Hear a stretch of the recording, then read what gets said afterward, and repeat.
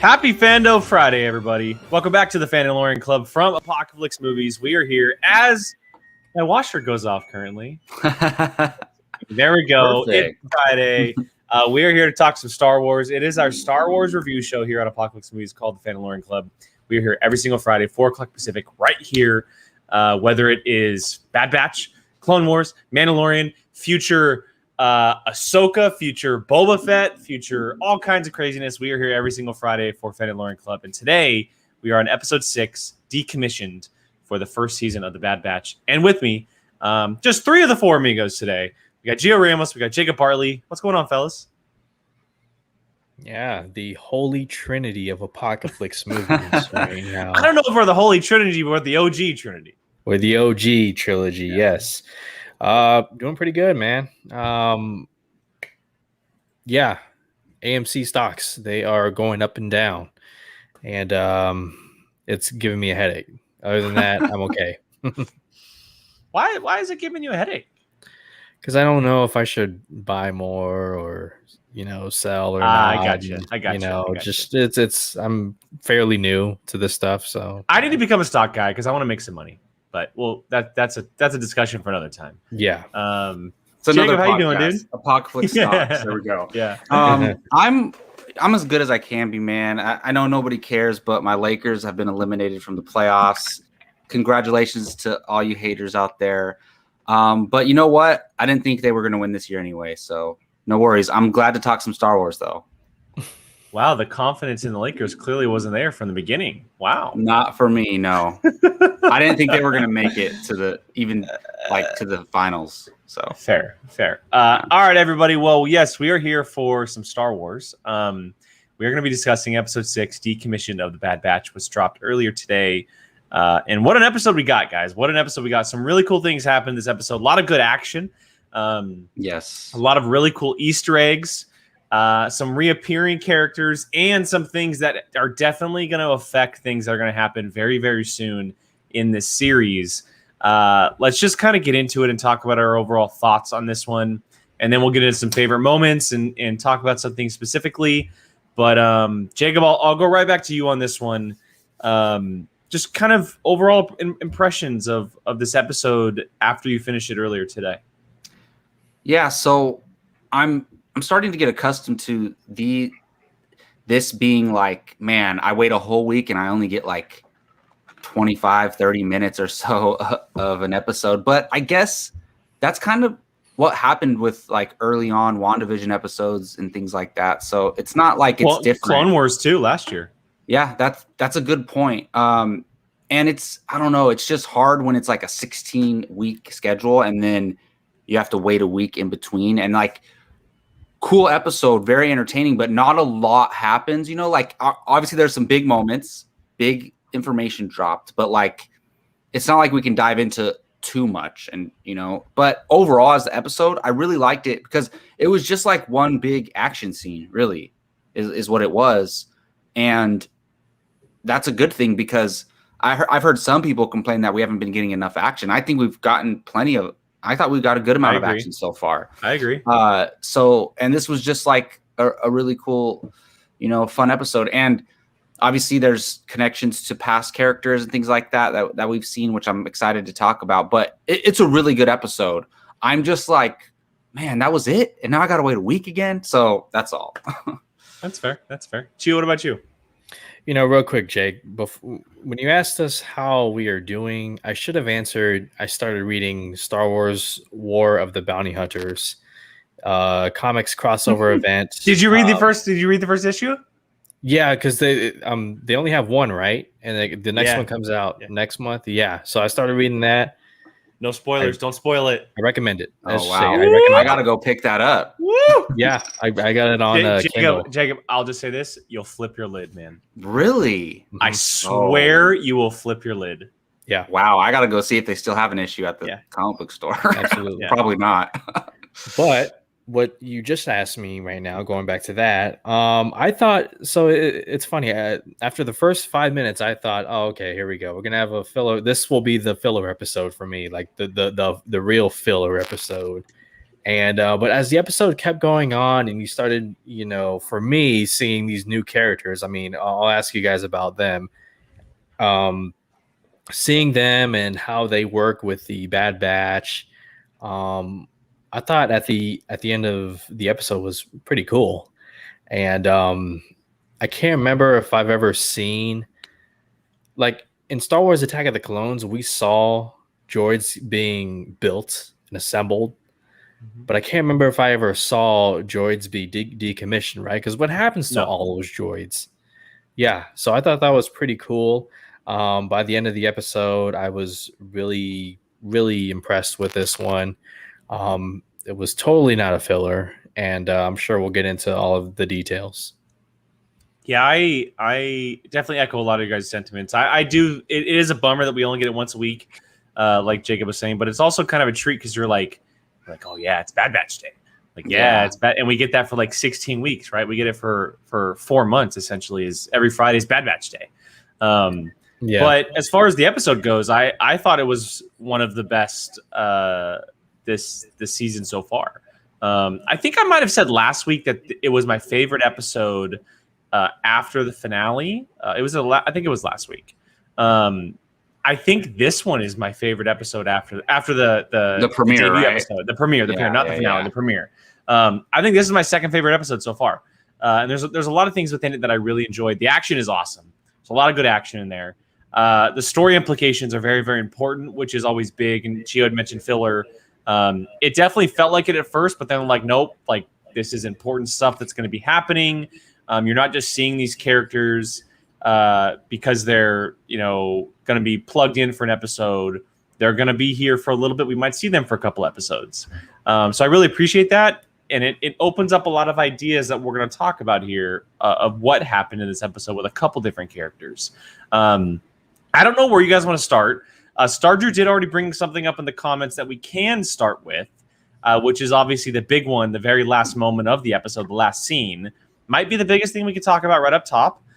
So what happens here is that the Bad Batch is officially working for Sid. They're sent on a job to retrieve a droid head, a protocol droid head. And they go to Corellia, which is that's cool and all because that's where Han Solo's from. Mm-hmm. Very cool moment. Don't know what you're going to expect or what to expect or what you're going to see. But we get there. They're at a factory. And we, like Gia mentioned, we're seeing all these droids decommissioned. And they run into a couple of shadowy characters who are stealing the droid from them. And we learn that it's Trace and Rafa Martez from Clone Wars Season 7. The two characters, the sisters who were working with Ahsoka in Season 7 of the Clone Wars. Cool callback, cool moment. Again, bringing characters back after using them for just so many times. And it makes sense why they would be there after how they left off in Season 7. But at the end of the episode, after Hunter gives them the information from the droid, we see them talking to some figure who they are working for, and we don't know who that figure is. It's left unsaid at this moment. Stardew says, these two ladies, were they working for Obi-Wan? I'm ruling out Obi-Wan Kenobi. I don't think that's actually the case, but there's definitely a lot of possibilities. The popular theories are both Ahsoka and Bail Organa. Those are kind of the two popular theories at the moment. I don't know what you guys are thinking, but just like we saw with Fennec Shand, and we don't know who she's working for. Now we don't know who the Martez sisters are working for either. Yeah, it's got to be. I mean, Ahsoka makes sense, right? Because they're obviously working with somebody who's fighting against the Empire, right? So Bail Organa would make sense too. But we know that they know Ahsoka. And Gio, did you watch the last season of Clone Wars, the whole thing? See, one of my notes was mysterious third party.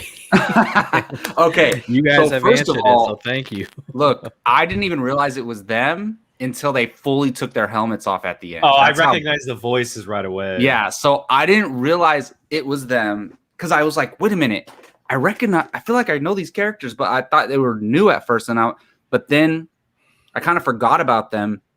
And then when they took their helmets off fully and I saw their hair, I was like, oh my goodness, it's the characters from the beginning of Clone Wars season 7, right? Yes. And then they were in episode 5 through 9 is what they were. If you remember, 5 through 8. Sorry. you, me, and Brian, Jake, we were kind of like, oh, these episodes are cool, but like they're kind of a little silly, and like we don't know, like we didn't love them as characters at first. I don't think all three of us loved them as characters at first, and we kind of thought they were a little throwaway. Now that they're showing up here, it makes their appearance in Clone Wars Season 7 much more important, because now they're the connection between the Bad Batch and Ahsoka, and maybe Ahsoka and maybe the rebellion and all that stuff. If their interaction ends up being the reason why the Bad Batch maybe fights for the rebellion a little bit, then they're very important characters. So I thought that was pretty cool, and my money's on it being Ahsoka at the end there. So, one, Gio, to answer your question real quick about who these ladies are, they are sisters. Rafa, the one in the middle, is the oldest sister. Trace is younger. They were living in the Coruscant underworld of 1313, which is a callback to the video game that got canceled a very long time ago. And Ahsoka, when we first saw her in the Clone Wars Season 7, was essentially just kind of running around on a motorbike.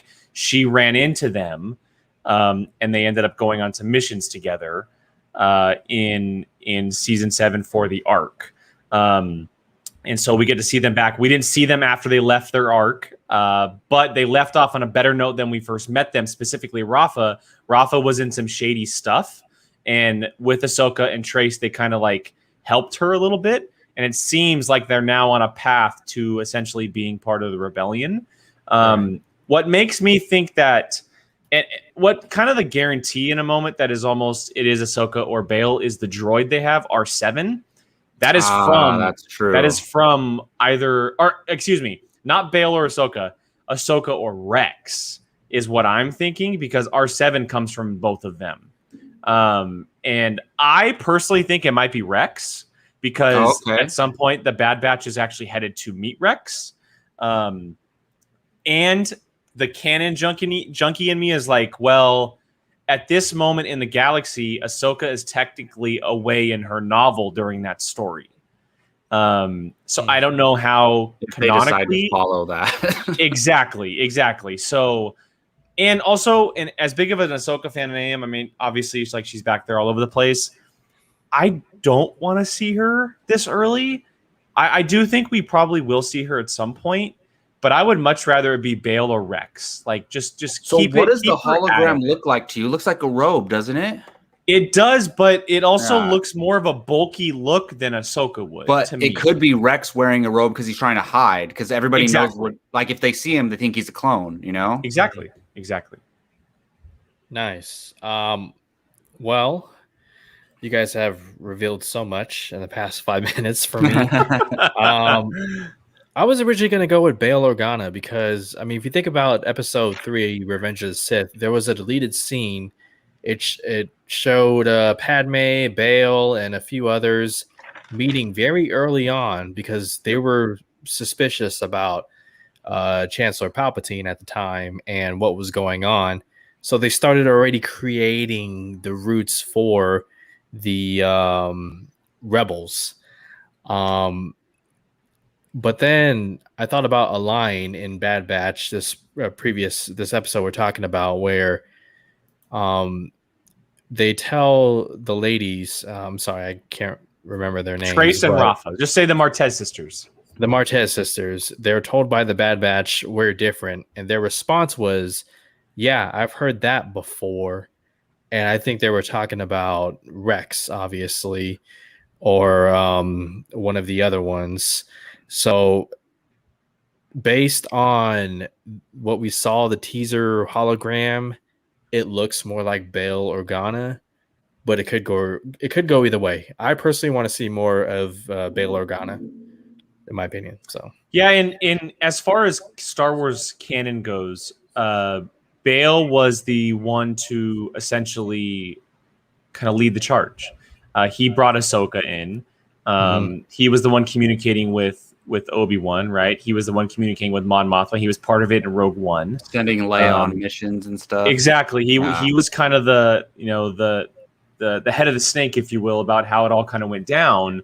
And at this point in time, right, the Empire just taken over. It definitely makes sense that he is the one kind of putting out calls to people for help or having them run on missions. And example, the Martez sisters trying to get a droid for information about the Empire. Maybe they have something on the way that the clones fight or the stormtroopers fight that the rebellions don't know. It would definitely make sense because Bail Organa was also heavily involved with the likes of the Jedi and not just a political leader. He was kind of involved in a lot of other things that helps the rebellion in a lot of different ways. I definitely wouldn't mind it. I personally would love to see it be Rex.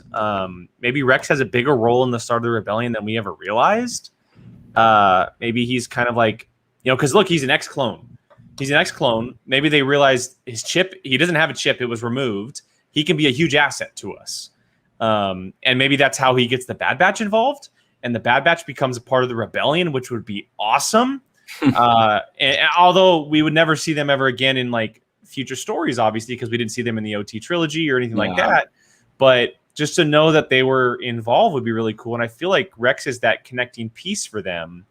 But honestly, at this point, it can go any way. It can really go any way because it was just a shoulder. We're talking about just a shoulder is what we're talking about. Yeah, really. So all we can really rely on is what we know from the past. And even if, whether it's Bail Organa or somebody else, Mod Mothma, whatever, they would have met them through Ahsoka, basically. Or at least if they would have came across them as like, we know Ahsoka. Like, either way, it's connected to Ahsoka. And I kind of agree with you, Jake. We know Ahsoka's your girl. She's one of your favorite Star Wars characters, if not your favorite. And we love her, but we don't want her oversaturated. She doesn't have to. We don't need her in everything. Exactly. We don't need her to pop up in everything. So we already know they know Ahsoka. So if it is Bail, we can assume they met through Ahsoka. So it's all good. It's still an Ahsoka connection. We can have that without seeing her. But another thing that makes me think she's possible, or if not her popping up another Jedi, is obviously the stuff going on with Wrecker. And we've talked about that. Is we know something's going on with his chip. Yep. And a way to have that come to the forefront is to see him interact with the Jedi. He's 100% going to kill a Jedi. Or at least try to attack one. Mm-hmm. Let's just get into it. Let's get into Wrecker. So what happens here is over the last couple episodes, we've seen him play with his head a little bit, bonked his head, rubbing his head. It's all where the chip is. This episode, he's sent off by himself to essentially turn something off. And while trying to jump a bridge and get across an open pathway, he hits his head and he literally says, "Good soldiers." Mm-hmm. Like it is in full on just startup mode. It is officially coming on at some point soon, if not next episode. And it's going to have big implications because, one, he's the most powerful of the Bad Batch. He is, plain and simple. He may not be the smartest, but he is without a doubt the most powerful of the Bad Batch. They're going to have a very hard time stopping him because he's so big, he's so powerful, he's just kind of a brooding force. What does that mean for not just the Bad Batch, the people in his way? Does that mean that we are going to see a Jedi because a Jedi kind of has to be there for him to kind of almost like start, I guess you could say? Or is he just like, well, you guys aren't in line with the Empire, you're going to be in my way, essentially? We don't exactly know how it all works. Gio, I'll let you start with this one, man. What do you think about the whole Wrecker situation? Well, I think one of the best things this episode did was continue building on the tension. Okay, like he didn't say the full thing, but he said "good soldiers," and I was like, "Follow orders? Come on, say it." But he is getting there, and it's just more. It's going to be more problems for the Bad Batch. I mean, you think about it; they also failed the mission, so. It's true. Sid is going to be like, maybe you guys aren't reliable. And then all of a sudden they have a problem there externally and a problem internally. But there's no other way to put it. It's going to be bad news bears for them if and when Wrecker, finally his inhibitor chip, causes him to turn on his squad. I personally think God, what's his name? The Rambo-looking guy. Hunter. Hunter. Yeah. Thank you. Yes, I gotta get flashcards. Just call him Rambo. Just call him Rambo. Rambo. I think he would put up a good fight against Wrecker. But at the end of it all, I think it'll be Omega and their unique relationship that kind of helps break through. I don't want it to make it sound like it'll be a cliche or something, but I could see it going that way. I agree. I think it's the same thing. I think their relationship is too important to not have that be a moment. Sure. Yeah. Jacob? Yeah, so it's tough because ever since episode 1, we've been speculating about the inhibitor chips and how they work. And this is the most we got into it in Clone Wars on certain arcs, but we never really, made it just a huge plot storyline in an entire season. And it's going to be really interesting to see how that all plays out. And I'm just so curious. Like, I don't think he's going to, because even when Crosshair was with the team, he never attacked any of them, but he was always opposing them, like when it came to the missions and things like that. I don't think he's going to attack any of them unless a Jedi comes about and he's trying to attack the Jedi and then they get in the way. That's probably what's going to happen. Like, we don't even have to see Ahsoka for that to happen. They can run into Kanan again. They can, which would make sense somehow. It could be another random Jedi that's still alive that we haven't seen in a while. So I could definitely see that. Or it could be something weird. Like, what if they talk to a Jedi over hologram or see a picture of one? I don't know. And it kind of just... It's a fair point, though. Sets him off, Mm-hmm. And so I'm curious to see how that all plays out. But I still think, and we've said this almost every episode, that it leads to them fixing his chip somehow, and then hope they try to do the same with Crosshairs. I think that's what this is all boiling down to. I don't want to see Crosshairs redeemed. I don't. No, I think they're going to try, and I don't think it's going to go their way. Well, I have a question for both of you. Okay. Pretend. God, what's it? Tarkin. Sorry. Pretend Tarkin had to choose between Crosshair or Wrecker. Which way would he go? As far as, like, if he had to pick one, like, he has enough power in his machine to turn on one inhibitor chip. Does he choose Wrecker or Crosshair? I think it depends on how which one is more loyal. I don't think it depends on what their skills are. I think it all depends on, are you going to be loyal to the Empire? What are you going to do for me in the Empire? And at this point, Crosshairs has shown that he will do anything. And even before they enhanced his chip, he was like leaning that way anyway. Yeah, so I think it'll come down to that. Well, I agree. It will come down to that, and obviously Crosshairs would take the cake for that. But if it did come down to their skill set, I still think it would be Crosshair, because I think Crosshair is more of a leader than Wrecker would be.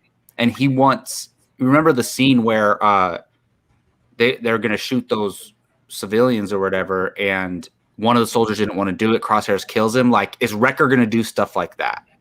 Maybe not, even if he's following orders. So I think Crosshair is like more of a tactical leader type, and that's maybe more powerful than Muscle for Tarkin. Then again, I don't think any of those replacement soldiers would question if Wrecker gave them an order, because he's just true, physically imposing. He'd be like the Suge Knight or the big guy, the tough guy, and be like, "Yes, sir, whatever you want, just don't kill me or eat me." I just think they can find Muscle somewhere else. They can't really find what Crosshair's skill set is. Obviously there's people that can do what he does, but I just think he fits the Empire more for me. Yeah. I think that's what Tarkin likes more than anything. Mm-hmm. So we talked about the Martez sisters. We talked about Wrecker. Should we talk about Omega a little bit? Because she got a little action in this episode. The beginning of the episode saw Echo and her kind of training with the crossbow. And I know there's a technical name out there. I'm going to call it a light bow, because it's kind of a light bow. It's called a light bow. But, energy bow. Energy, right? We can call it an energy bow. We'll call it an energy bow. Yeah. She's struggling, right? She's young. She's a little weaker. It takes some muscle to get used to. She actually started off this whole chain of events by shooting the energy bow into the wall. That ended up bringing the police droids and everything into the system that they were trying to steal the droid head from. But she also goes on this little adventure through the episode. And I wanted to ask specifically, did anything in this episode lean you guys to think one way or another about her possible power / skill that she may have, that we've been talking so much about, right? Is it something like Hunter? Is it a combination of all of them? Is it force sensitivity? Did anything change your mind after this new episode, Jacob? Yeah, well, it's hard to say because they gave us an explanation as to why she was struggling. It's because her strength, right? So, but her inability to be accurate in the beginning of the episode, we thought maybe she had a little bit of crosshair in her. I don't really think so anymore. But see, what I'm noticing more and more is her ability to connect with people. And if you notice, every time she meets someone, she connects with them pretty quickly. She did it with Fennec Shan too, right? Like, yeah, like they kind of started to get along and things like that. And then obviously they were fighting against the sisters in this episode, but then she developed a connection with them. By the end of the episode, she's like, "You guys should come visit us sometime," and not really smart telling, or I guess showing them where they are now, as they pointed out. And I don't know if that's her, like she has a unique ability, like a power to do that. But I think if you have to just point to something that's like a strong characteristic of her, it would be that for me. But I'm leaning less and less towards like she has the same abilities as one of the other Bad Batch members. Mr. Ramos? Well, even though it was done in a subtle way, I'm leaning more towards force sensitivity because I believe she's told early on in the episode that, you just got to get rid of distractions and focus more. All of a sudden, near the end, she's gotten rid of distractions and focused more. I mean, it could be because, her adrenaline's running high because, she almost got Toy Story 3'd when she almost fell into the fire. I've heard so many people refer to that as really? Toy Story 3. Oh, yes. wow. Yes. Yeah. But that would have been a brutal death right there. Although it was done in a subtle way, I'm leaning, as far as this episode goes, I totally lean towards force sensitivity. Just by how quickly she was able to turn around and, firing off her energy bow, which was actually pretty cool to see. I mean, I'm not going to lie. If I was a 10-year-old kid and I saw, a kid be able to, stand in the battle and use their weapon effectively with other clones surrounded using their weapons as well. I mean, that'd be a pretty cool moment for any kid. So, yeah, I think that that weapon has quickly become one of my favorite weapons in all of Star Wars. I'm a big bow and arrow guy, and like in movies and like general going to shoot, go to an archery range and stuff. And if I couldn't have a lightsaber, I might pick an energy bow. Be quite honest, they're pretty cool. Like, be out there from a distance, just like full on Hawkeye mode with an energy bow in Star Wars. Give it to me. No, I'm like split down the middle, to be honest, because the question becomes, right, was she born or was she created? That's the big question, right? If she was born, maybe the Kaminoans got their hands on her somehow.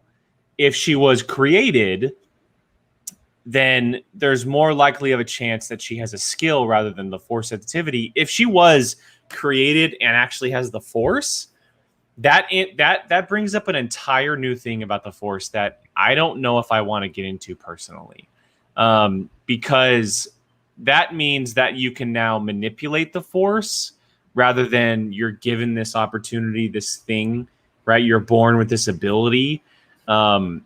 And that means that the Kaminoans have cracked the code of essentially giving someone the force, which is very interesting. And I know that we can talk about it with Rey, but Palpatine had cloned dozens of clones of himself until he found Rey, and Rey had the force. I don't know if I want her to have the force because I don't know what kind of can of worms that opens up into. It's a very interesting question. What are the Kaminoans doing? Are they trying to implement the force into their cloning, or did it just so happen that they cloned her and she has the force? I don't know. But to me, if I'm looking at it without all of that, I would say I'm leaning 51-49 towards it being the Force rather than a skill. Because like Gio said, the distractions part is heavy Jedi situation. That's like a heavy Jedi, like young Jedi. Very true. And she would technically be able to use the Force to like make herself a little bit stronger too, and be able to stay steady with it. You know, she channels it. I think if she is Force sensitive, I think they don't know, and they did it. Either they tried to do it and they didn't know that it actually worked, or it happened by accident. And so, look, we know eventually they're able to do it with Snoke. I mean, they found a way, but do we want it to be this early that they figured it out? You know, the Empire or whoever, cloners. So it's tough, but I mean, what you guys are saying makes sense. I think, because what do you say when, you know, well, look at Luke, you know, at the end of A New Hope, he cancels out all the distractions, puts the computer away, uses the Force to hit it. So that's kind of that similar type of, you know, focus there. So it would make sense, but man, that would be a big deal though. So we'll see. It would be another situation where it's very Grogu and Din situation where there's essentially a mercenary on the run with a Force sensitive child. But I don't think, even if she does, I don't think she's going to become a Jedi or anything like that. No, I don't think so either. I don't think so either.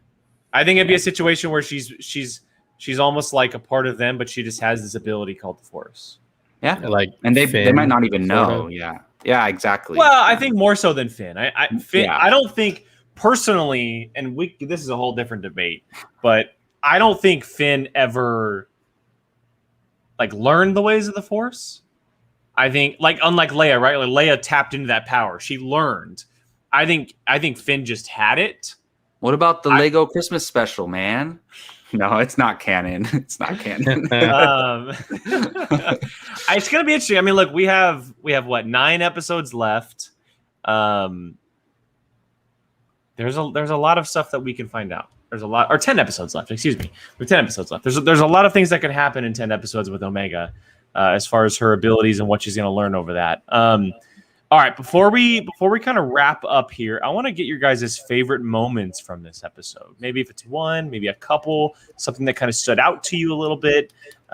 Jacob, you look like you knew right off the bat when I asked that question. I'll let Gio think a little bit. Jacob, why don't you start us off? Yeah, so regarding Omega, and it happened a few times, actually throughout the series and this episode, I love how brave she is. Like, her being a kid doesn't matter to her. So when she was, she doesn't know any better. So when she was holding up, I forget which sister she was holding up with the bow and arrow. Rafa. So when she was holding up Rafa, she was like, I got this, don't worry. Like, and I'm like, you're a little kid, and you're like, she's so confident. Yeah. And I'm like, that's pretty cool.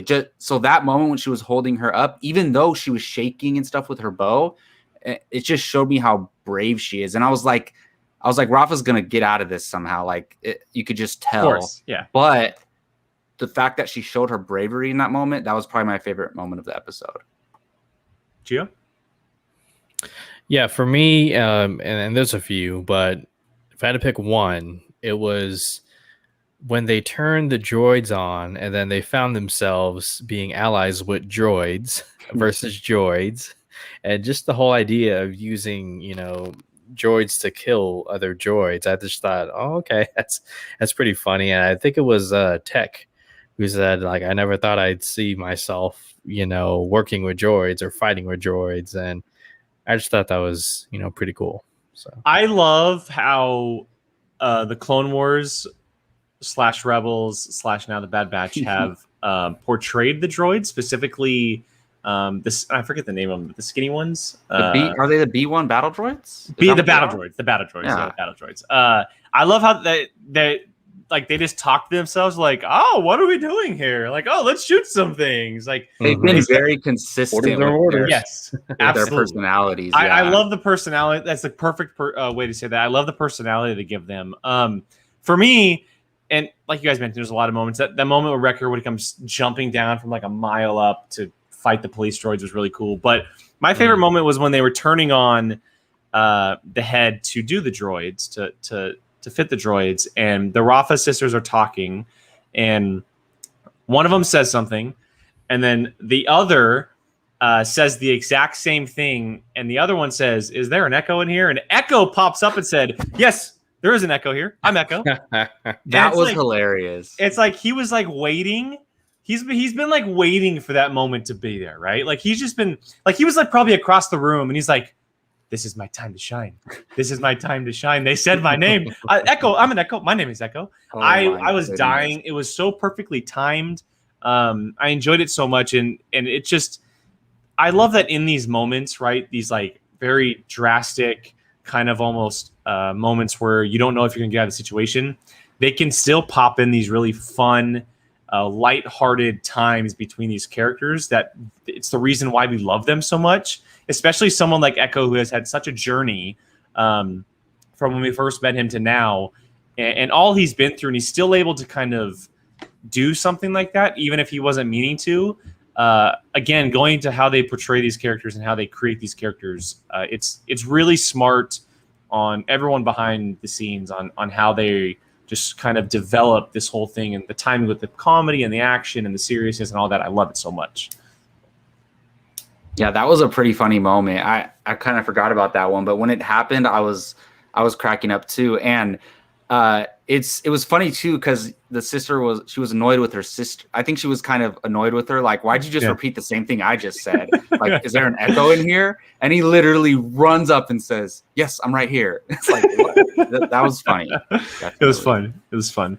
All right, gentlemen. Well, any final thoughts on episode 6, Decommissioned, before we head out for the week?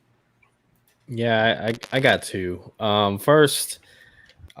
As fun as this episode was, I thought this was one of the most sloppiest missions for the Bad Batch. Like between the girl getting sorry, she has a name, Omega. Getting into that situation where she had to use her weapon and everything just kind of falling apart. Compared to how we've seen them in earlier episodes function as a squad. Granted, they're incomplete, and one of them is having, head issues, mental stuff going on. But I mean, I don't want that to be like taking away from the episode. It was, like I said, it was more interesting than I thought it would have been. And seeing Sid use that energy bow like nothing. Is she a better shot than Crosshair? Because different weapon. I don't. She said, "Bam, bam." Maybe bam. with the energy bow. I don't know with a gun like Crosshair has. She must have experience with those weapons. Like I was like, that was a pretty badass. I love her character. Oh, me too. Do you her. guys think that like she's gonna betray them eventually, or do you think she's good? Like. Because she's the type of character that might, I think that there will be a situation that comes to light where she doesn't have a choice but to betray them. That makes sense. She likes them, but for her livelihood, for her own life, for her business, she has to betray them to be able to move on. She's not going to give up her whole business just to protect them. Because she does have something on them, and that's going to come back. Yeah. That will come back. True. Very true. Gio, I agree with you. Come back to the Empire. So. Yeah, that makes sense. Yeah, Gio, I agree with you that it was a sloppy mission, but I think that was done on purpose. Like they're replacing Crosshair with a kid, so they're not going to be as efficient as they normally are. Plus, Wrecker's kind of going off the edge. Wrecker's struggling, right? So they never should have shot a hole in the side and all that stuff. And I kind of like that because if they were just finishing every mission like. No problems, then it'd be kind of boring, right? You want to give them some challenges. But I see what you're saying. And they didn't even, what do you guys think about that Hunter giving up the info? Like he didn't even complete the mission. He gave it to them. So what were they going to get paid for that? Yeah. And now so he gave up their fee basically. Yeah. So interesting. I think it shows the Martez sisters / whoever they're working for that they can be useful. That's true. And it kind of shows that Hunter's like actually a really good guy. I think the whole Bad Batch. I think no, they are. And a lot of people like I think it was Rafa that said, like Gio had mentioned earlier, oh, I've heard that before about clones. Mm-hmm. They're obviously different. They're clearly different than any other clones that we've seen, and I hope it. I really do hope at one point we do see them like join the rebellion, or maybe it's like towards the end of however long this series runs, where it runs into them being part of it, and that's the end of the Bad Batch. Like, we just know that they were part of it. They did their missions, right? They were an elite group of soldiers who did their thing for the rebellion. Because clearly they have really good intentions. They're just kind of lost in a world, like Hunter had said in the episode. Everything was more clear when we were just soldiers. They're not just soldiers anymore. They are out in a world where they don't know their place at the moment, and it's really cool kind of seeing them find their footing. They're going to mess up missions. They're dealing with a kid. Their chips are going to go off, and it's going to be very cool to see in the next 10 episodes or so. That's for sure.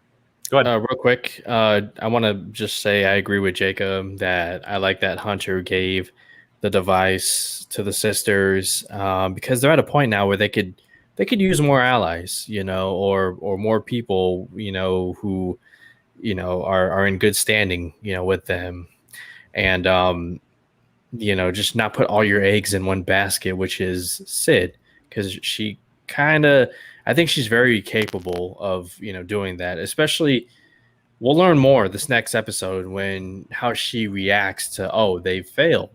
Yep. They're not always 100%. Did I put too much faith into the Bad Batch? So we'll know more by next episode.